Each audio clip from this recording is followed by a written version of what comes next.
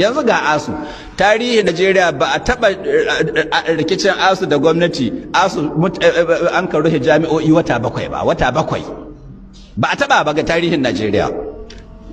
Kwanaki na ji Jonathan yana mai shagube. Jonathan ya ce zamaninsa an samu irin wannan rikicin an ka rufe jami'o'i wata 4.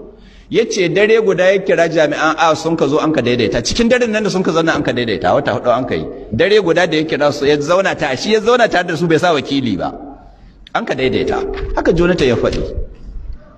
don cikin wata na 8 muke da rufe jami'o'i sai na ce da nan har abada in dai Buhari a shugaban ƙasa ba za a buɗe jami'o'i ba.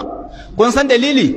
Saboda waɗannan muƙarrabansa sun gina nasu jami'o'i maciyatan nan sun sace mana kuɗi sun gina nasu jami'o'i.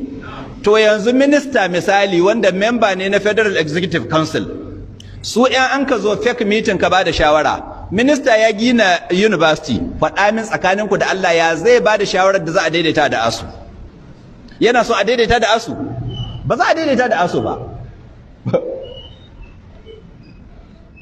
Don haka iyaka mu yi ta addu'a Allah ya jaye mana su ya kawo mana wasu a buɗe jami'o'i ɗayan mu su koma suna nan su ne muna gararan ba a to ya damu yana da ɗan da a cikin university Najeriya babu shi duk ɗaya na Ingila sun kai karatu ministoci sun gina nasu sun ɗauki ɗayan sun kai ƙasashen waje don haka in shekara 10 public university sun kai rufi sun karasa ɗayan suna waje suna karatu ɗayan mu annan suna gararan ba bisa titi. Kuma in mun ka ce Allah ya isa a ce mun yi laifi.